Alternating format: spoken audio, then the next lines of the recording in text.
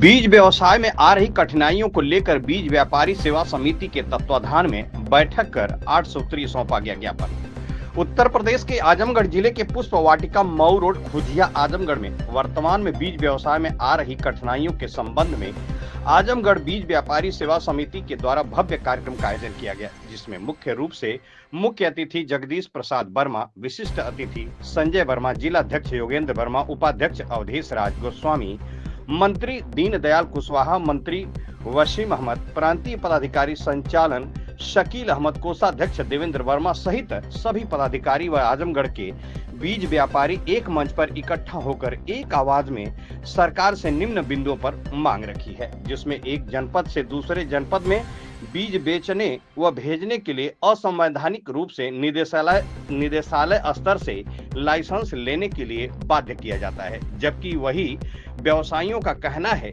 कि जनपदीय अधिकारियों द्वारा जारी लाइसेंस पर आयात निर्यात कर सकता है, तो एक जनपद से दूसरे जनपद में कारोबार करने के लिए कैसा लाइसेंस। वहीं दूसरी मांग बीज का जमाव मानक से कम आने पर जनपदीय अधिकारियों द्वारा पुनः परीक्षण का मौका दिए बगैर और असंवैधानिक रूप से लाइसेंस निरस्त अथवा रद्द कर दिया जाता है।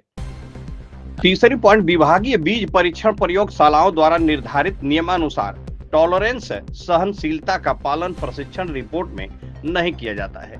यदि टॉलरेंस का पालन हो जाए, काफी हद तक बीज परीक्षण रिपोर्ट मानक के अंतर्गत हो जाएगी और लाइसेंस धारी अनावश्यक प्रताड़ना से बच जाएगा। चौथे नंबर पर बीज नियम 1968 की धारा 7 में स्पष्ट है कि यदि परीक्षण के लिए बीज सीलबंद असल मूलबंद उद्यान से लिए जाए तो विक्रेता की जिम्मेदारी न होकर लेवल पर जिसका नाम दर्ज होगा वह जिम्मेदार होगा। अगर परीक्षण के लिए नमूना खुले उद्यान से लिया जाता है तो लेवल पर जिसका नाम अंकित होगा वह जिम्मेदार न होकर विक्रेता जिम्मेदार होगा। पांचवें नंबर पर बीज का लाइसेंस बनवाने नवीनीकरण करने के लिए विभागीय पोर्टल में जीएसटी नंबर की मांग की जाती है, जबकि जीएसटी से पूर्णतः कर मुक्त है। जीएसटी के नाम पर लाइसेंस बनवाने के समय संबंधित द्वारा उत्पीड़न किया जाता है। इस तरह से कुल 8 मांगे रखी गई।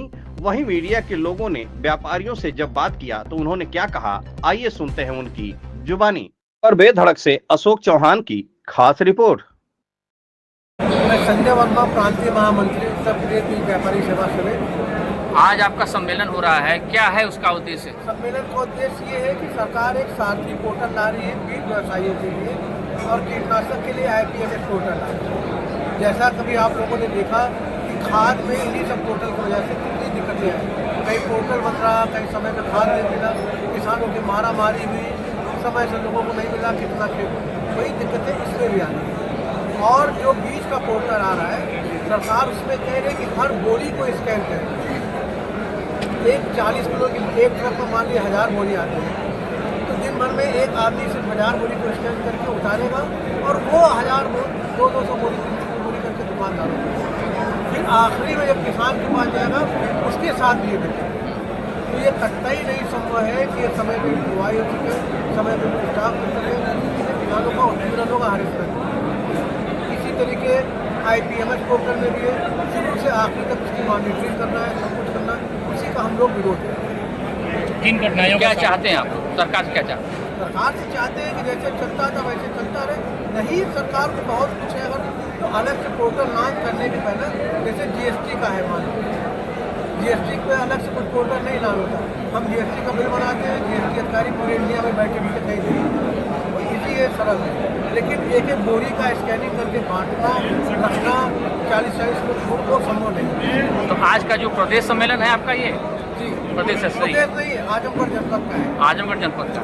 तो अगर जैसे सरकार आपकी मांग नहीं मानती है तब क्या करेंगे आप? तब हम लोग आगे जाएंगे। अभी सरकार, हम लोगों ने इसके पहले 15 और 16 सितंबर को बंदी का ऐलान कर रखा है। तुरंत उत्तर प्रदेश के जो लाइसेंसिंग अधिकारी है इस समय डॉक्टर रमनकांत मिश्रा, उनसे हम लोगों की बात हुई।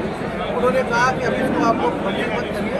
15-16 तारीख को जनवरी को दिल्ली में हम लोगों की मीटिंग है, तो 15-16 तारीख को उन्होंने हम लोग से जो सुझाव लिए थे, सुझाव मांगे थे, उसको उन्होंने रखा होगा। आगे सरकार क्या करते हैं, अगर सुझाव नहीं मानते हैं तो आप लोग आगे हम लोग की रणनीति होगी, धरना प्रदर्शन, सरकार नहीं मानेगी। किसानों के हित में हम लोग कुछ भी करने को तैयार हैं। ठीक ठीक, धन्यवाद। किसानों के हित में हम लोग जाने को तैयार है कि किसानों का हित नहीं बना। ठीक ठीक। आज आप लोग जो सम्मेलन कर रहे हैं इसमें सारथी जो पोर्टल है उसका विरोध क्या कारण है, क्यों विरोध कर रहे हैं? जो पोर्टल बनाया गया है जिस पर लागू होगा वो इतना जटिल है कि वो इस पर लागू होने का मतलब है कि कम से कम नहीं तो 75% व्यापारी इसको बंद कर देंगे। तो ये एक तरह से एक भुखमरी के कगार पर पहुँच जाएगी। इसलिए उसकी जटिलताएँ ऐसी हैं कि वो उससे अपना जो काम वो कर नहीं पा रहा है। मैं ये चाहता हूँ कि ठीक है, हमारे सीट कंट्रोल ऑर्डर 1966 और सीट एक्ट 1966 और सीट कंट्रोल ऑर्डर 1983 के तहत हम लोग सारा काम अपना कर रहे हैं कि सुचारू रूप से। फिर भी सरकार को ये बात समझ में आई कि ये कुछ गलत हो रहा है, तो वो कुछ अपना नया केंद्र सरकार ने आदेश दिया। मैं उस आदेश को हमारे सारे व्यापारी पालन कर रहे हैं, लेकिन उसका जहाँ एग्जीक्यूशन जहाँ क्रियान्वयन है वो उसकी जटिलता को बिना समझे ही ये लागू कर रहे हैं। ये सबसे बड़ी कठिनाई है। सरकार से क्या चाहते हैं आप? हम चाहते हैं कि जिसके आदेश जो है उसमें संशोधन किया जाए और हमारी बातों को उसमें जो नीचे के स्तर पर है वहाँ से इसको शुरू करके आगे चल के तब इसको लागू करें। हमारे जो इसको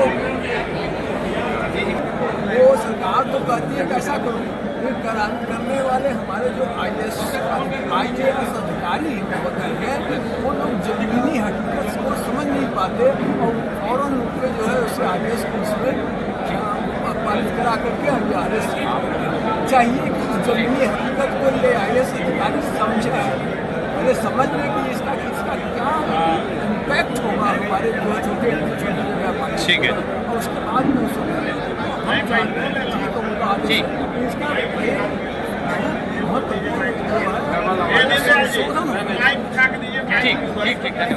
के रूप में आप ले रहे हैं, इसको कितना चैलेंज मानते? अपना परिचय देते। हमारा नाम शकील अहमद है, हम यहाँ के संरक्षक हैं आजमगढ़ तीर्थ व्यापारी सेवा समिति के।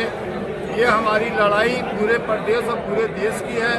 जो साथी पोर्टल लागू किया जा रहा है ये हमारे बीज और कीटनाशक दवा पे किया जा रहा है। ये इतनी जटिल व्यवस्था है गवर्नमेंट की कि हम लोग इसको नहीं कर पाएंगे, न समय से बीज उपलब्ध करा पाएंगे किसानों को। जब बुआई का समय चलेगा उस समय किसानों को बीज की आवश्यकता है और बुआई का समय बहुत लिमिटेड होता है। अगर उस समय में हम लोग बीज नहीं दे पाए तो हम लोग इसको साथी पोर्टल को नहीं कर पाएंगे। इतनी जटिल व्यवस्था है कि इसमें एक एक बैग का नंबर देना, पोर्टल पर चलाना, किसानों को कैशमो देना, किसानों को छोटे दुकानदार जिनके पास कोई सुविधा नहीं है वो किसानों को अपना न उनके पास कोई कंप्यूटर की व्यवस्था है न कोई व्यवस्था है, इससे छोटे लोगों का व्यवसाय खत्म हो जाएगा। हम चाहते हैं कि इस कृषि प्रधान देश में हम लोगों का भी भागीदारी है। 80% बीज व्यापारी किसानों को बीज पूर्ति करती है जबकि गवर्नमेंट नहीं कर पाती और हम लोगों का बहुत बड़ा योगदान है। आज तक हम लोगों को कोई सम्मान बीज व्यापारियों को नहीं मिला। सरकार अगर आपकी मांग नहीं मानती तो क्या करेंगे? सरकार नहीं मानती इसका आंदोलन करेंगे, हम लोग धरना प्रदर्शन करेंगे, हम लोग ज्ञापन देंगे हर जिले में और हम ये कहेंगे कि अगर ये व्यवस्था नहीं खत्म होगी तो हम लोग अपना सारा लाइसेंस सरेंडर कर देंगे कि ये व्यवस्था ऐसी जटिल व्यवस्था है कि कोई भी दुकानदार इसको सीजन में जब बुआई का समय चलता है रबी का खरीफ का तो जो 10 दिन की बुआई होती है इसमें इस व्यवस्था को हम लोग नहीं कर पाएंगे। इसके लिए हम लोग एकजुट हुए हैं, अपनी आवाज़ उठा रहे हैं सरकार से कि इस व्यवस्था को ख़त्म की जाए। वो बीज देना समय से मुहैया कराना ये किसान के हित में है।